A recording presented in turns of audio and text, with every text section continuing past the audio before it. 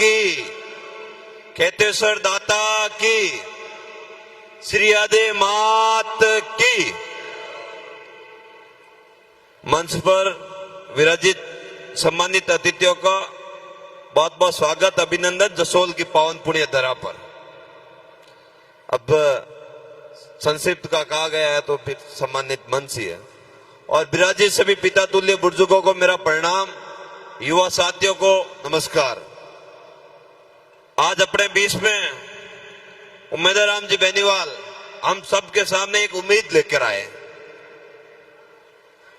और हमारा नैतिक कर्तव्य दायित्व बनता है कि इनकी उम्मीद को पूरा करें और ये हमारी उम्मीद को पूरा करेंगे। देखो, उम्मीदराम जी ने 2 चुनाव लड़े, बड़ी शालीनता से चुनाव लड़े।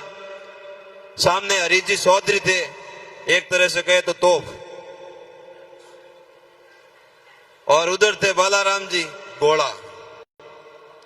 और तोप घोड़ों से लड़ते हुए भी यहाँ, और उसके बाद उनकी जो शालीनता थी, हरीश जी साहब ने, हेमाराम जी ने बड़ा दिल रखते हुए कहा कि नहीं उम्मीदराम जी, आप और हम साथ मिलकर लड़ते हैं।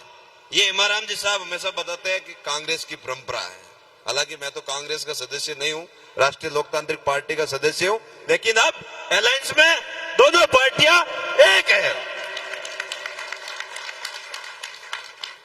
उमेश जी हमेशा जब भी हम धरना प्रदर्शन या आंदोलन में रहते थे, जनहित के मुद्दे उठाते थे, तो उमेश जी बोलते थे कि हमारी पार्टी नहीं है, कैसे अपने लोगों के हक के लिए लड़ रहे हैं, उन हकों को, इनको न्याय दिलाने के लिए कब हाथ में कलम होगी और कब उस कलम से हमारे लोगों का भला करेंगे। अब देखो भाई, तुम्हें 2 बार चुनाव लड़े, कम अंतराल से पीछे रह गए। अब आप और हम सबका नैतिक दायित्व बनता है बाड़मेर, जैसलमेर और बालोतरा में भारी मतों से उम्मीदराम जी को विजय बनाना है। उम्मीदराम जी हमेशा आने वाले कल के बारे में सोचते रहते हैं। कहते हैं कि कई जगहों पर अच्छी शिक्षा की व्यवस्था है, हमारे एरिया में भी, हमारे क्षेत्र में भी अच्छी शिक्षा, उच्च क्वालिटी की शिक्षा, विदेश के तर्ज पर शिक्षा हमारे आने वाली पीढ़ी को कैसे मिले, इसके लिए इन्होंने खुद के निजी खर्च से पूरे बायतू क्षेत्र में लगभग हर स्कूल को डिजिटल करने का प्रयास किया। आपने हर स्कूल में देखा होगा, वो वीडियोज फोटोज आपने देखे क्या? बड़े जोश के साथ बताओ, आपने बायतू क्षेत्र में स्कूलों के डिजिटल शिक्षा को बढ़ावा देने में उम्मीदराम जी ने धरातल पे काम किया या नहीं किया, ये बताओ। किया हो? दोनों हाथ उठा के बताओ, किया या नहीं किया? अब बताओ, बिना कोई कलम के, बिना कोई राज के, बिना कोई पावर के, अगर उम्मीदराम जी शिक्षा के लिए इस तरह का कार्य कर सकते हैं, तो आप सोचो जब इनको अपने दिल्ली में देश की सबसे बड़ी पंचायत में सुन के भेज लिया, तो अपने लिए क्या क्या नहीं करेंगे, ये बताओ। देखो, एक तो बातें करना, एक काम करना, दोनों में बहुत फर्क होता है। उमेश जी बातें तो कम करते हैं, काम ज्यादा करते हैं। ये मैंने पिछले 4 सालों में इनके साथ रह के देखा। आपने देखा होगा, बजरी के लिए बड़ी मजबूती से 95 दिनों तक धरना था, साथ में रहे, उस लड़ाई को आपके न्याय दिलाने के लिए लड़ी। बिटूजा, बालोतरा, जसोल का कपड़ा उद्योग, उसमें जो मजदूर काम करते हैं, उन मजदूरों की मजदूरी बढ़ाने के लिए भी उम्मीदराम जी ने बड़ी पैरवी की। साथ ही कहा कि व्यापारी और मजदूर एक दूसरे के पूरक होते हैं, एक दूसरे के साथी होते हैं, दोनों के बिना व्यापार चलता नहीं है। इसलिए ऐसी कोई सुगम व्यवस्था होनी चाहिए जिसमें व्यापारी और मजदूर दोनों मिलकर अच्छी फैसिलिटी पा सके, अच्छी सुविधा पा सके। और हमारा बालोतरा, बिटूजा और जसोल का जो कपड़ा उद्योग है, वो आगे कैसे बढ़े, इसके लिए इनके मन में चिंता रहती है और हमेशा मनन करते रहते हैं, विचार करते रहते हैं। उम्मीदराम जी, आप और हम सब उम्मीदराम जी को भरोसा दिलाते हैं कि पचपदरा विधानसभा हमें ज्यादा वोटों से आपको आगे रखने का प्रयास करेंगे और निश्चित ही पूरा मन से ठान लिया है कि उम्मीदवार राम जी को पचपदरा विधानसभा से आगे रखेंगे। अब देखो, भाषण तो कोई भी नेता हो मंच पर बड़े बड़े देते हैं, लेकिन प्रधान साहब विराजे हैं, प्रियंका जी विराजे हैं, एमएलए साहब विराजे हैं, और साथ में 25 कौम के आम जन से निवेदन है, आपो आप रे बुद्धू आगे राख दीजो, घणो लोट दीजो। देखो आजकल तो बुद्ध बोले, आजकल तो बुद्ध बोले और बुद्ध बोलो दिखे। अपनी हमारी जिम्मेदारी है कि अपने पुत्र माते अपना प्रत्याशी आपे आगे की कर रखो, इन्हें अपने ध्यान में रखना है।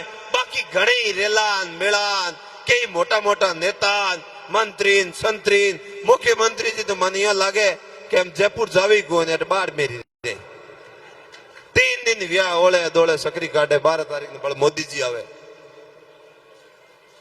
तो घणो घणो अपंड करेला है, घना तरेरा प्रयास करेला बिखोड़ना। आप बिखरजो मती, एक रहीजो, एक रेपरा और एक संदेश दीजो कि इन मालानी रे इन थारी इन मरुद्रा रे माते मिनक हावसेत विगा है, होशियार विगा है और वोट उड़ी देला जो इनार वास्ते काम करेला। आप सब लोग देखियो कि लाला चुनाव में क्या होता कि किसानों और संपूर्ण कर्जो माफ कर ले।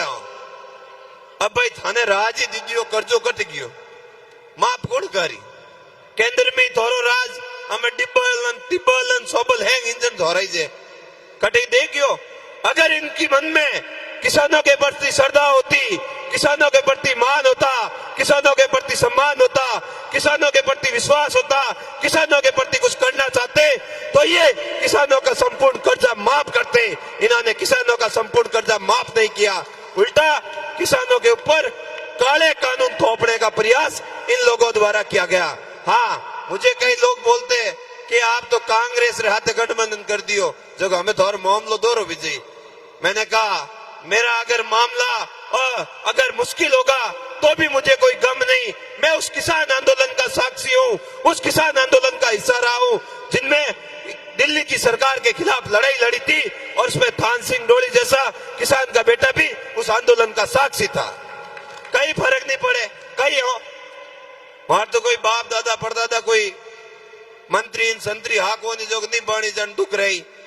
मैं तो आप लोगों ने क्या उम्मीदवार राम जी और मारा जड़ा भाई है जो राजनीति में सेवा रे उद्देश्य आया हूं और सेवा में कोई कमी नहीं रखोला, इन बात रो भरोसा दिलाओ। आड़े पाड़े गंदो पानी फैलुड़ो है, इन वास्ते अगर व्यापारियों परेशान करा तो ही गलत। अगर व्यवस्थित रूप केंद्र में गजेंद्र सिंह जी शेखावत मंत्री जल शक्ति और कैलाश जी कृषि राज्य मंत्री अगर कोई बड़ो ट्रीटमेंट प्लांट लगा खेती करता नहीं कोई काम आता पुरातात्विक धरोहर नष्ट नहीं होती, पुरातात्विक धरोहर खतरे में नहीं आती। आप लोग मैं मोटा मोटी आपने इतना ही कहना चाहूं, एक रेपरा डिजिटल शिक्षा के वास्ते, किसानों रे संपूर्ण कर्जा माफी रे वास्ते, कपड़े उद्योग ने आगे बढ़ाने वास्ते और रिफाइनरी में स्थानीय लोगों ने रोजगार दिलाने वास्ते और अपना पचपदरा नमक उद्योग जो विश्व में फेमस हो, विश्व विख्यात हो, उन्हें पाचो आपरी धरोहर लौटाने वास्ते उम्मीदवार राम जी बेनीवाल साहब रा हाथे आई जो मजबूती हो। 26 तारीख तक हर एक नौजवान उम्मीदवार राम बेनीवाल बन घर घर जापरा अलग जगह जो और वोटों पेटियों भर जो थारी हर उम्मीद माते खरा उतरेला। बहुत बहुत धन्यवाद। जय हिंद, राम राम साहब।